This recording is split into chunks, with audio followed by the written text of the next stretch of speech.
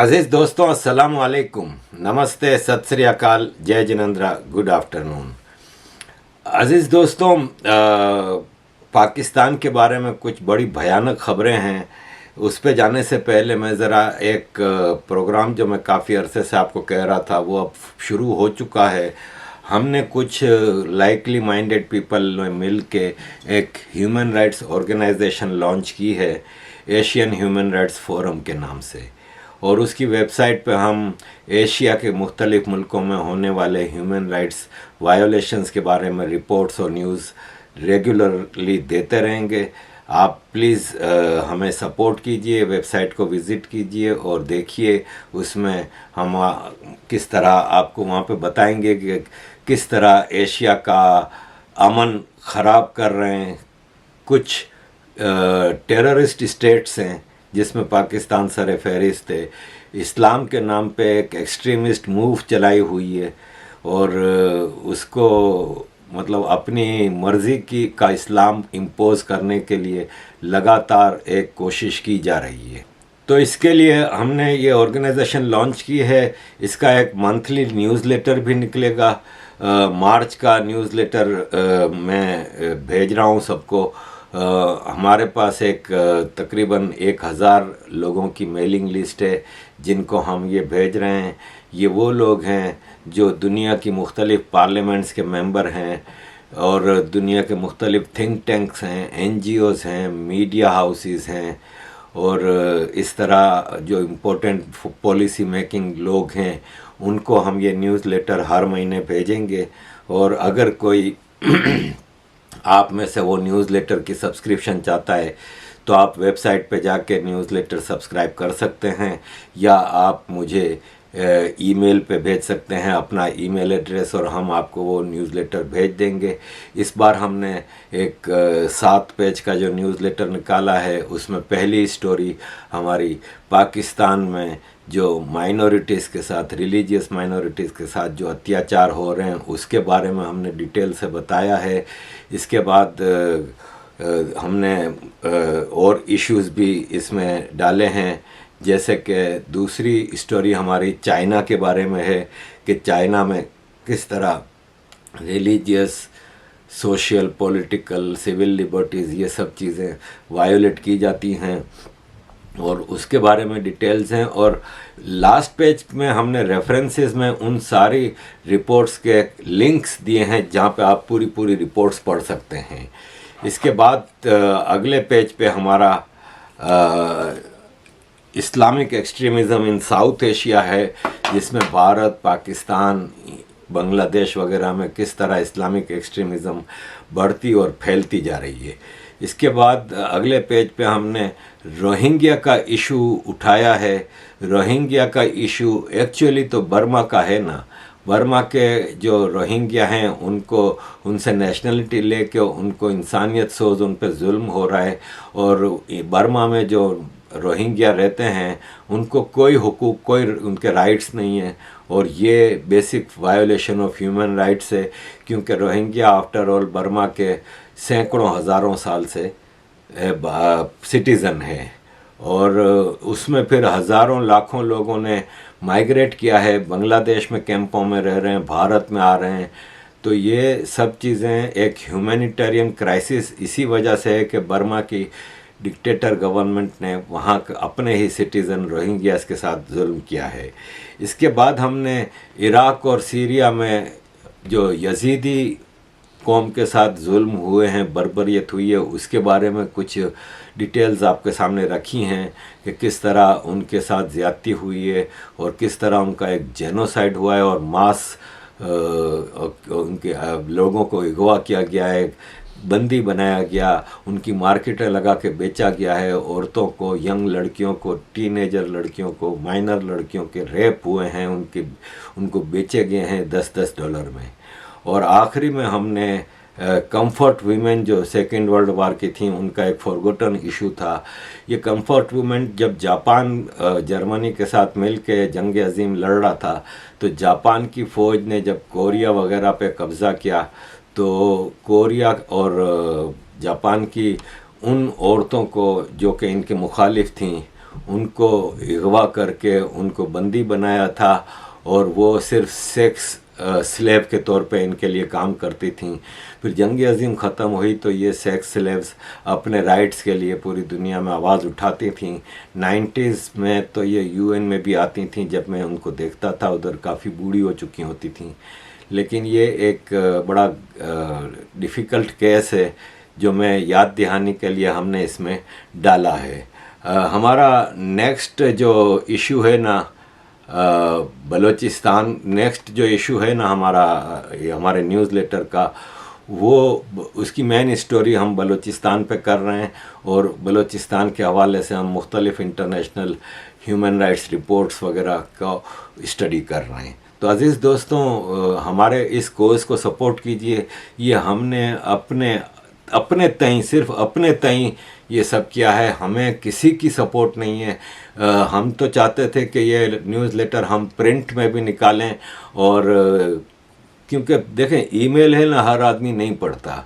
ख़ास तौर पे जो मेंबर्स ऑफ पार्लियामेंट्स वगैरह हैं उनके पास हज़ारों ईमेल आती हैं, तो बाय पोस्ट हम अगर भेज सकते तो उसका असर ज़्यादा पड़ता है। लेकिन हमारे पास तो फंडिंग तो है नहीं किसी की, ना हमारी बैग पे कोई है, तो हम ये है कि फिर हमने प्रिंट करके बाय पोस्ट भेजने का जो बजट है वो हमारे पास नहीं है, तो वो हमने अभी कैंसिल किया है। आगे चल के हम इसमें अगर हमें कोई मुनासिब लगा तो हम फिर ये न्यूज़लेटर प्रिंट करके भी लोगों को भेजेंगे। हम फिज़िकल सेमिनार भी करना चाहते हैं जिसमें हम मुख्तलिफ़ लोगों को बुला के, मेंबर्स ऑफ पार्लियामेंट और दूसरे डिग्निटरीज़ को बुला के उनसे स्पीचेस कराएं। लेकिन अभी हमने सिर्फ ऑनलाइन सब चीज़ें शुरू की हैं, आगे देखते हैं क्या होता है। आप वेबसाइट ज़रूर विज़िट कीजिएगा और उसमें अभी हमने स्टार्ट की है तो इसलिए आपको इतना मवाद नहीं मिलेगा, लेकिन अब रोज़ की बुनियाद पर हम उसमें चीज़ें डाल रहे हैं। थैंक यू वेरी मच अज़ीज़ दोस्तों। आगे बढ़ते हैं पाकिस्तान के हवाले से। तो अज़ीज़ दोस्तों, पाकिस्तान के हवाले से मेरी अभी पिछले दिनों एक ग्रुप में बातचीत हो रही थी। कुछ पाकिस्तान के लोग हैं जो कि वाकिफ़ हैं काफ़ी चीज़ों से, जो खबरगिरी रखते हैं, उसके उन लोगों से मेरी बातचीत हो रही थी।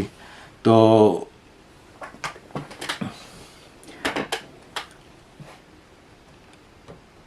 वो बातचीत आपके सामने रखता हूँ।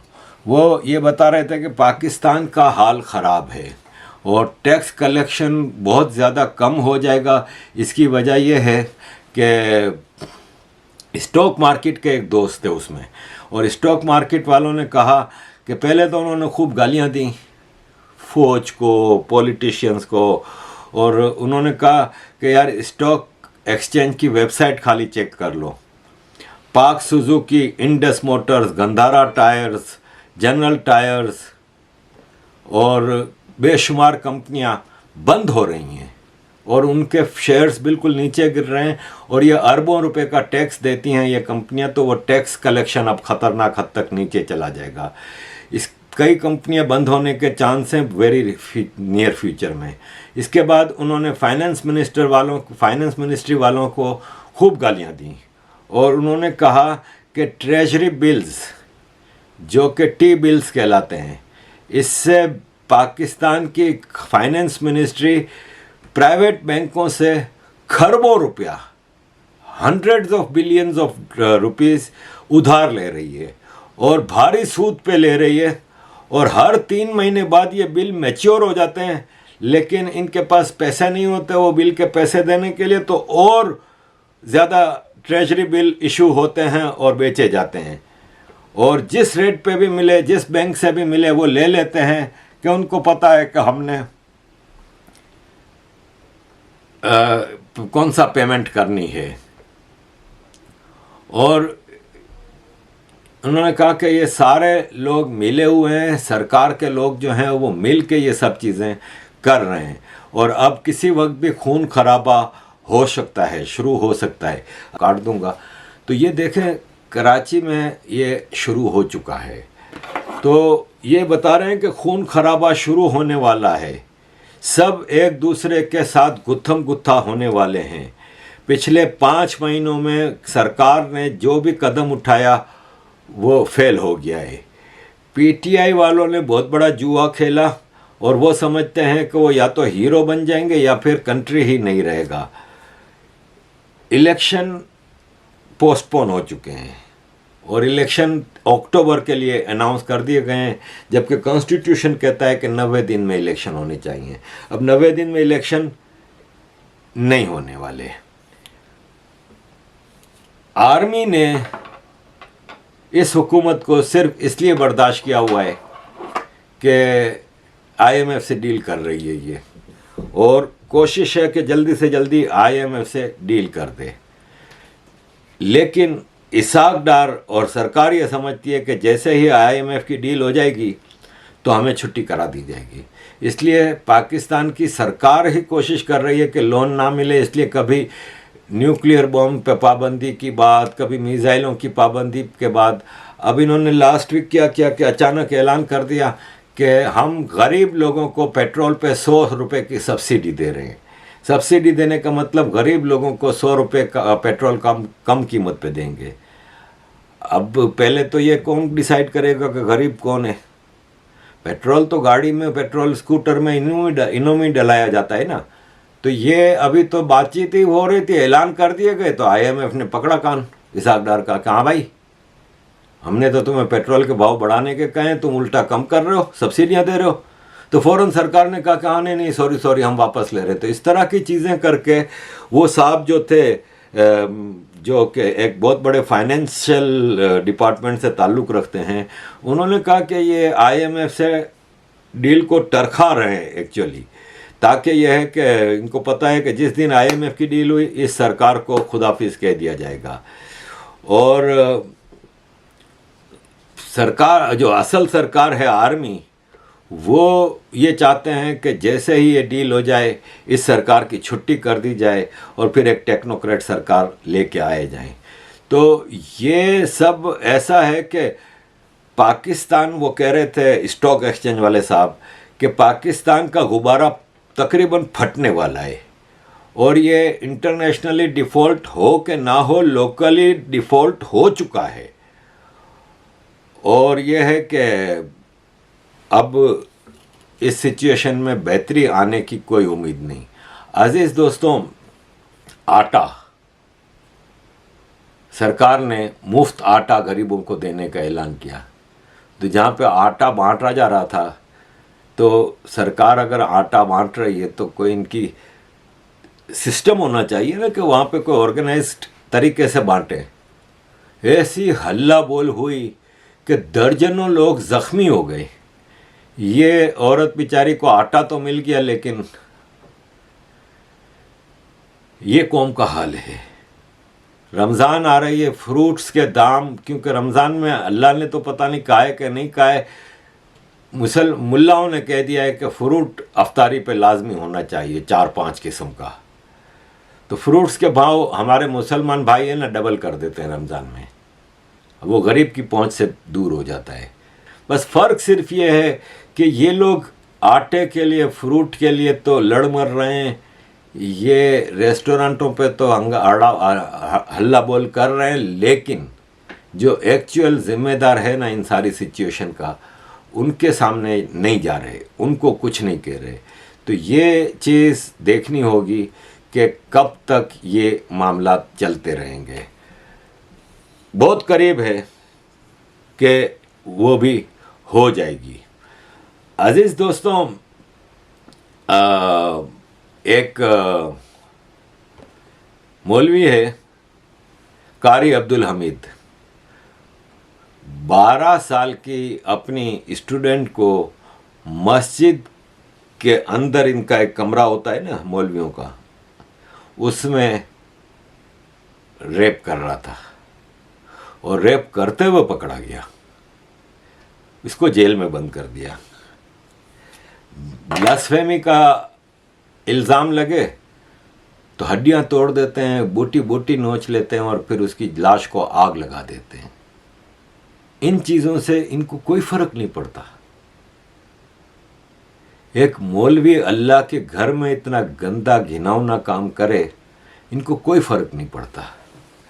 अजीज़ दोस्तों, पाकिस्तान टोटली तबाहशुदा सोसाइटी है, इसके बारे में आप क्या कहेंगे? अब ये हमारे हैं मौलवी अब्दुल अज़ीज़, ये लाल मस्जिद इस्लामाबाद के ख़तीब हैं, मौलवी हैं, और मुशर्रफ के ज़माने में आपको पता है कि इसी ने स्टेट विद इन स्टेट कायम की थी, और फिर मुशर्रफ ने आर्मी भेजी थी और फिर ऑपरेशन हुआ था वगैरह वगैरह। बुर्का पहन के भागते हुए पकड़ा गया था, फिर बाद में ज़ाहिर है छोड़ दिया। पाकिस्तान में मौलवियों को तो कभी सज़ा हो नहीं सकती। अभी जब काबुल में तालिबान ने टेक ओवर किया 2021 में, तो इसने ऐलान कर दिया कि इस्लामाबाद में भी हम शरीयत नाफिज कर रहे हैं, तालिबानी शरीयत, और मैं हूँ टीटीपी का। इसको किसी ने कुछ नहीं कहा। ये इस तरह की हरकतें करता रहता है। इसने अभी सोफ़े बाहर निकाल के सोफ़ों को आग लगा दी कि जब प्रॉफिट मोहम्मद का ज़माना था तो ज़मीन पे चटाई बिछा के बैठा जाता था, तो सोफ़े पे तो वो बैठते नहीं थे, तो इसलिए मैं सोफ़ों को आग लगा रहा हूँ। सोफ़े पे बैठना हराम है। अब इनसे कोई ये पूछे कि प्रॉफिट मोहम्मद के ज़माने में तो ऊँट और गधों पे सवारी होती थी, तो ये बड़ी बड़ी लैंड क्रूज़रों में और बड़ी बड़ी गाड़ियों में क्यों बैठते हैं? प्रॉफिट मोहम्मद के ज़माने में तो तलवारों से लड़ाई होती थी, तो ये फिर कलाशनकोव और मशीन गनें और पिस्टल और इन गनों से, बंदूकों से क्यों लड़ाई लड़ रहे हैं? तो ये मौलवी जो है ना, आम आदमी का जहन ख़राब करने में माहिर हैं, बाकी कुछ नहीं है। वरना इस्लाम ने दुनिया को, मुसलमानों ने दुनिया को क्या दिया है? देखिए, ये 20 टॉप सिटीज़ हैं जो सॉफ्टवेयर डेवलपर्स हैं, एक भी मुसलमान सिटी नहीं है। इसमें